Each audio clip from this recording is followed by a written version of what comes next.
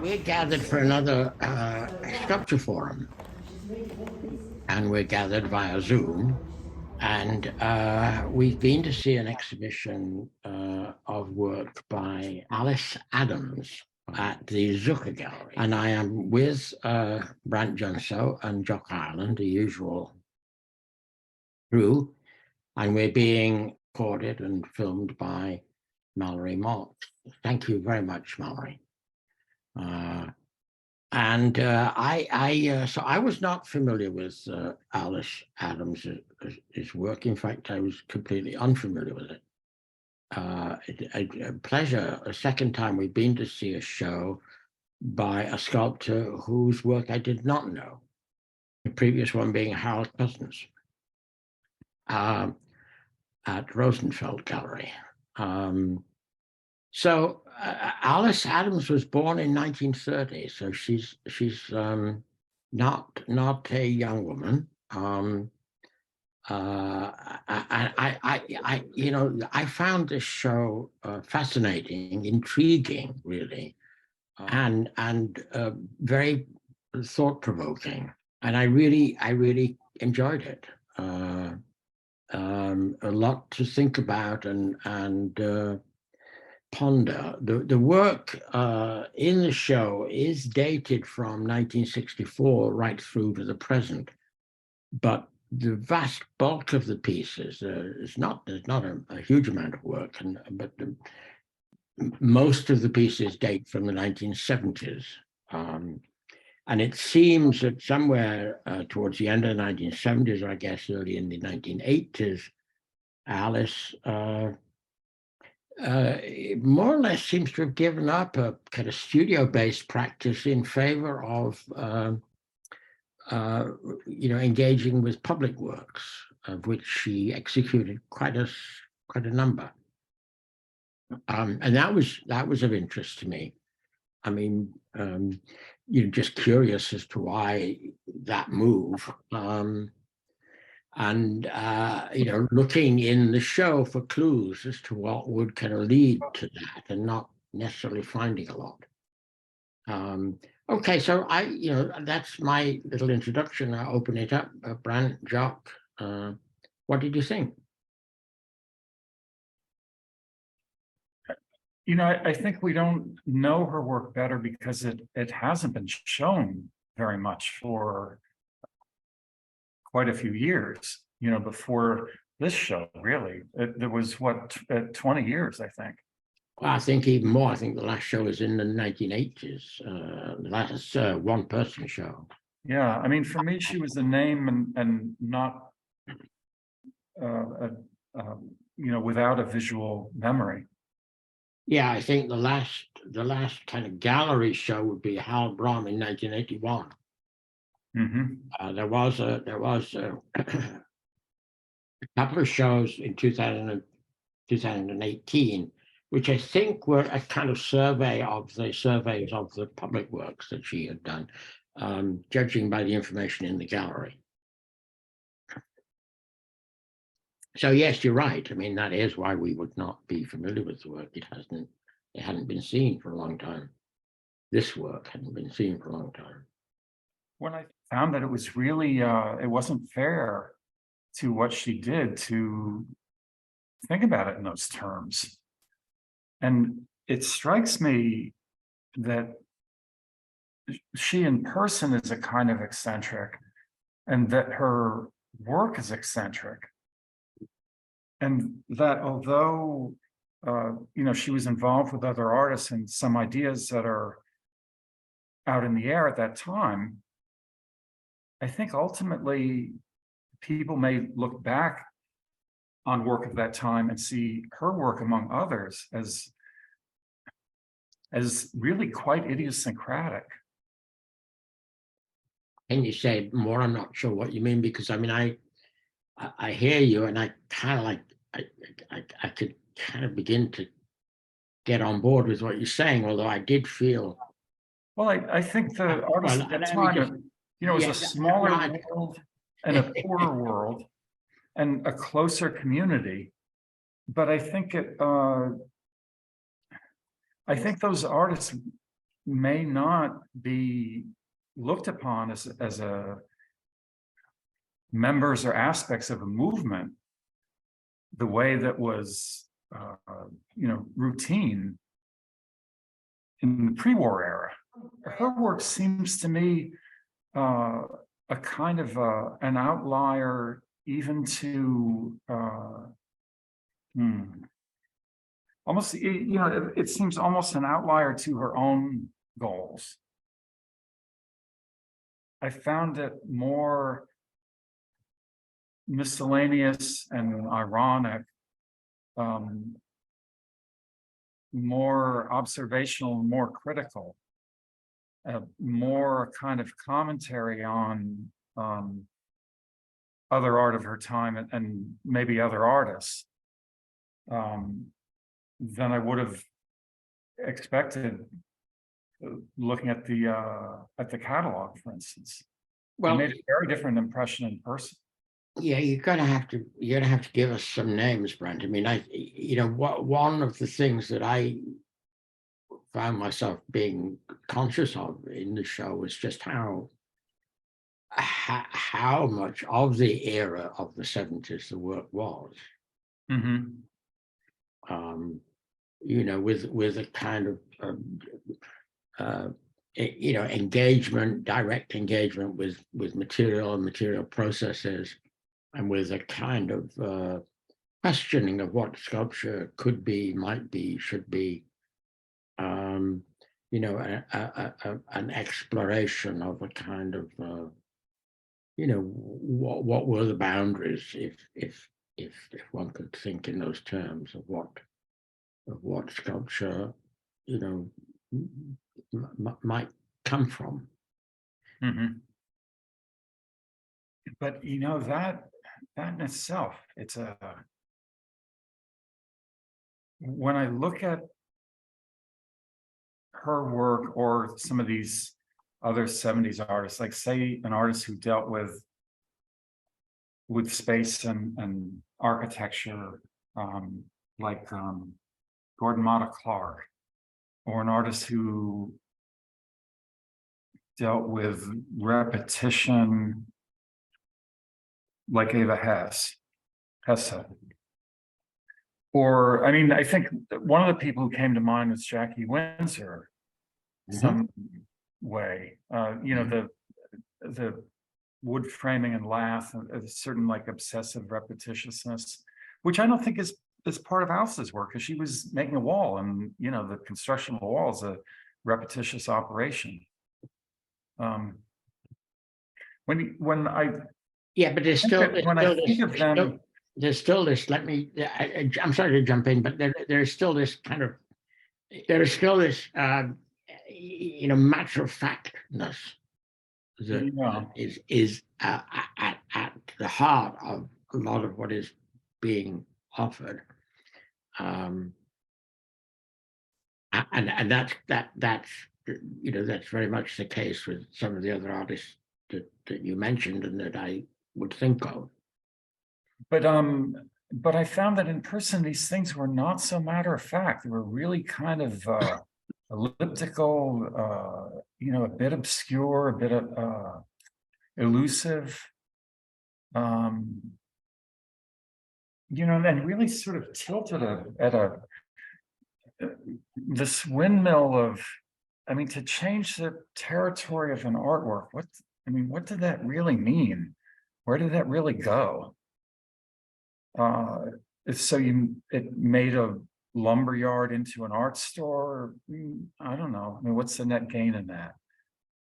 You know, whereas the quality of the object, the peculiarity of the object, I think was not a unique invention at the time. I mean, the artist who I was most reminded of looking at her work was Duchamp. Really?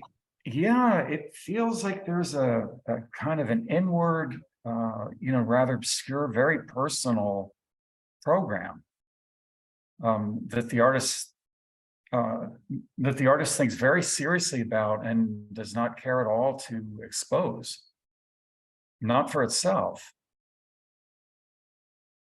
I mean, maybe her work is more, introvertedly exploratory than one would presume. I mean, I found there's a really peculiar intricacy to the kind of weaving and splicing that she does. It's almost secretive in a way.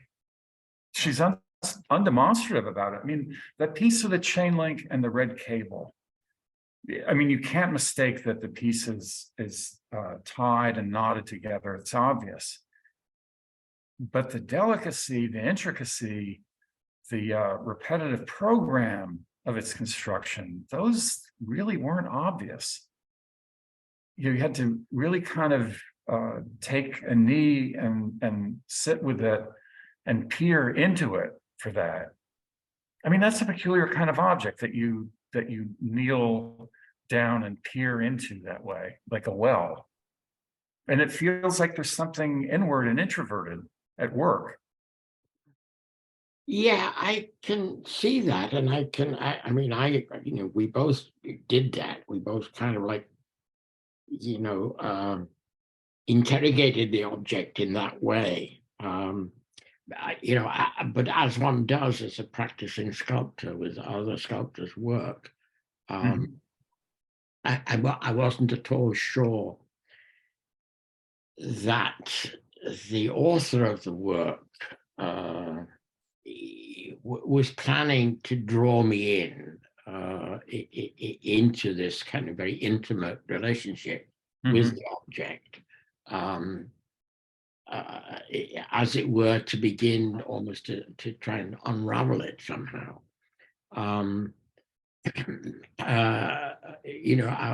Rather than to somehow to just engage it as an image, at an appropriate distance. It is a fascinating, extraordinary, peculiar, and very odd, and slightly kind of there's something slightly kind of unpleasant about it. Not in a bad way. I just mean that it's not offering itself as obviously appealing. It almost seems about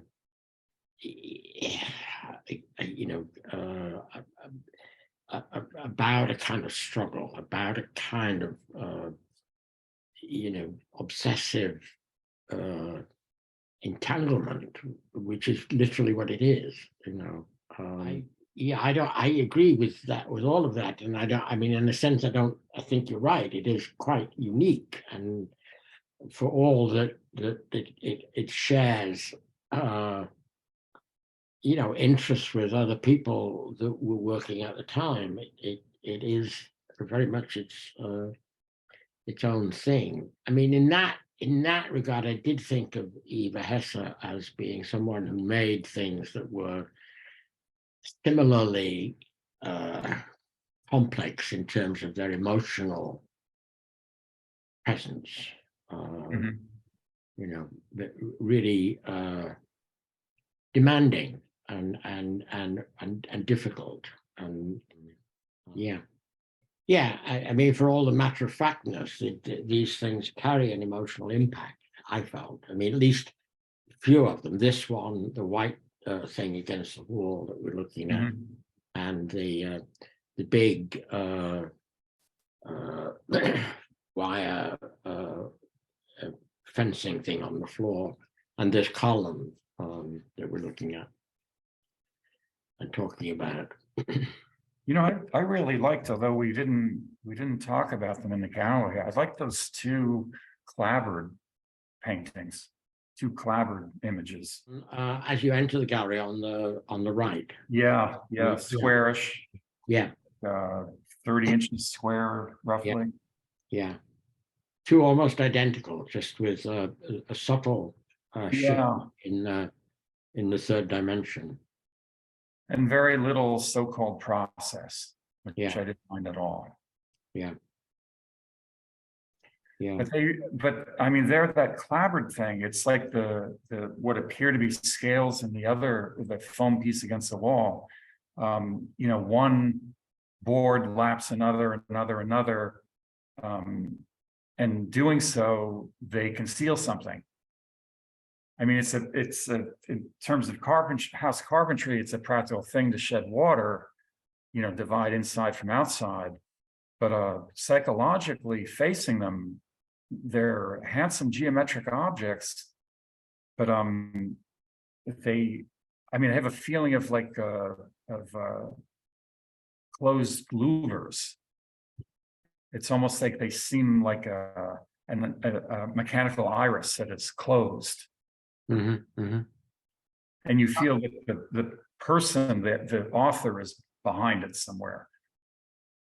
Yeah, Jock, you've been very response to the show, and there's nothing I disagree with in your conversation, but my response to the show was I don't know, much more general. Or I saw it as a show that really brought back the 70s to me anyway, and sort of put everything that was going on around then, or at least that I was aware of, in a very different light. I mean, one thing, the other day in the New York Times, there was an article about Frank Auerbach, and Auerbach is 91 years old now, and so sort of the same age as Alice Adams, but very different work. But yet in the 50s and 60s, he was making paintings of London and buildings that had collapsed or were bombed during the war and were being rebuilt, or you know, there was a lot of construction, a lot of just holes in the ground, and I don't know, I saw his paintings sort of vibrating with this show, and the word you mentioned, matter of factness, Garth, that was something that struck me when we were looking at Gillian Jagger's work. And it was the stuff that she did in the 60s, the casting the manhole covers, you know, that kind of matter of factness, I don't know, was striking to me. And I saw it freshly or something because of this show. And it's and this sense of you know, Mata Clark and even Hesse, or it's they're very specific. The way you engage with them is at a very low level, or you know, looking very closely at the work. But if you step back, I don't know, I see Rauschenberg as having this overall effect that kind of you know, just covers a lot of work that was done during the 70s in a very general, high level way. And there's that play between the high level and low level that is interesting to me. Yeah, I agree. It just in the proportion, really, that it is so personal. You know, someone working out things that interest them for themselves, their own way. Yeah, I'm kind of sympathetic to what you're poking at, Brandt, but I don't see the work as personal in that way. I think it's intimate.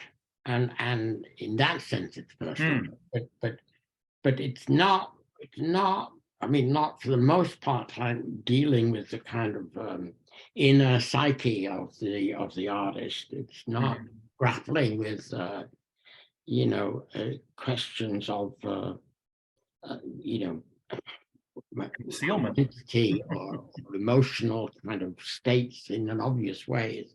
But it is intimate in the way in which it's as we've said, draws you in to interrogate it closely, and in the way it's very you know, painstakingly fabricated. Yeah. For all that it's very straightforward in for the most part in the way things are, the way material is handled, and you know, the materials are not obscured in any sense. You know, for the most part, you know, they are what they are, and yet at the same time, you know, I had this sense of somebody. I think she has a background in weaving, and that seemed to me to be telling in some way. You know, that is close work in which you, you gradually build up some overall kind of object, But she stopped weaving. This isn't weaving.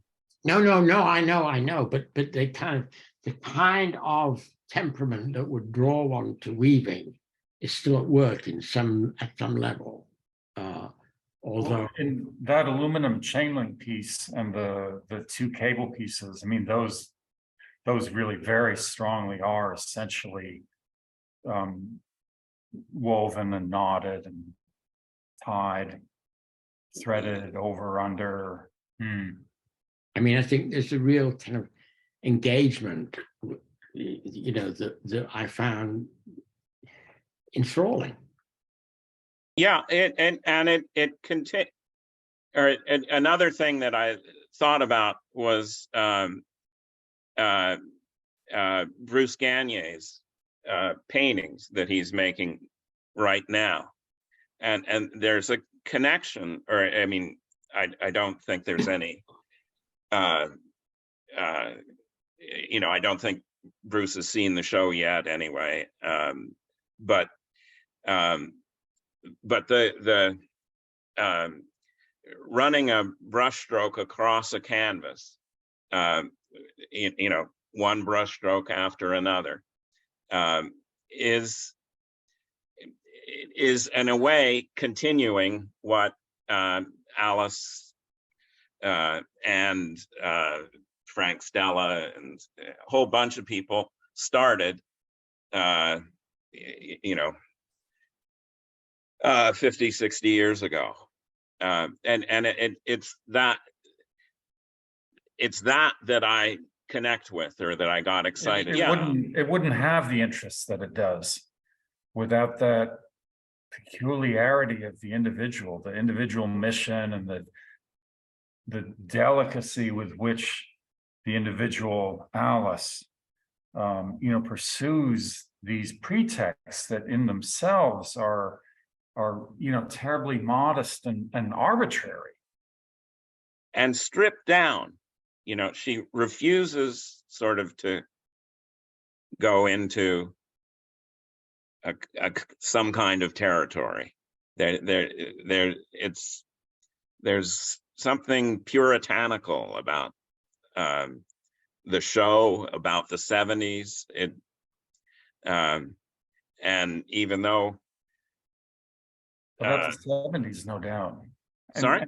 About the 70s, no doubt. And I think puritanical is kind of that is a bit of a window. There's a stringent quality to her work. Yeah. And the materials are, you know, are so, you know, so modest, so unrich, unsplendid. And, you know, one has to think deliberately so. It's consistent. Yeah. No the color. the dullness of aluminum, the mattness and the opacity of the silotex, and of the aluminum screen, the fact that the castings of corners are stood up in such a way that the interior of the casting is invisible. As sort of a removal from sight is a recurrent operation. The turning of something the other way, and the revelation of things that are obvious. I mean, the idea of casting a plaster wall, in a loft in New York in the 70s. I mean, really, who wants that? What's the splendor in that? It's far from a history painting. Sorry? It is a kind of history painting in a way. I think there's something observational about her work again and again. And this piece that happened to have been on the screen just now, that wall piece, God, what a peculiar thing. I mean, it's built in such a way, it's not the way the walls were built in the 1890s when the lofts were built. It's not the way walls were built in the 1970s, say, whatever the date of the piece. But it does have the kind of facture of an artist attempting carpentry, and of the kind of carpentry you saw in New York lofts at that time by people who were not builders. So there is this sort of portrait of a moment, of a community, of a time, And building. That's like a fingerprint. It's terribly accurate and telling. Yeah. But the attachment to building is I don't know, seems to me serious. Naive. Yes, serious and terribly naive. Yeah, but think about Auerbach's paintings. He just sort of, I don't know, he puts paint on a canvas in a kind of extremely naive way, and it's crude. And it's fascinating to me that Auerbach was doing that, in London, far away from New York City, completely removed, decisively removed. And the display. Yeah, well, and those columns, that ceiling, those floors, that is quite appropriate. Yeah, it's perfect. It's that's what makes the show piercing or whatever. Well, it's of a piece with the work, isn't it? Exactly. That gallery, in its almost kind of like the gallery itself feels a bit like a kind of throwback to the galleries that were cropping up in Soho. Yeah, but the thing is, it's still here. It's 2023, and it's still there. Yeah, but now most of the galleries are different. They have polished, Right. Polished concrete. Yeah, but they don't pierce. They don't reach me or whatever. This got to me as a show. Less as individual pieces of sculpture. Yeah, the setting was perfect for the work. And it helped. I think it helped when I had to come up with a single word. That would be the word I would use. I was intrigued, engaged, fascinated, curious. I mean, odd. Mixed feelings about it, I mean, there's a kind of banality to some of the work that is, could be off-putting. and in some cases almost kind of verging on a deliberate kind of slightness, almost trivialness in some of those little constructions, but nevertheless fascinating. Yeah, I mean, right in there, some of it was a kind of minimalist aesthetic, although some of this work is the reverse, highly complex and dense. A wonderful show. I mean, fascinating, and so glad to have seen it and for it to be there. I think I hope people get to see it. You know, have we got any last words? That sounded like a windup to me. Yeah, everybody. Yeah. Bye bye. Hi, thanks. I'm leaving. Good. I'm going to be first to go. Okay, Bye. I'll go with you.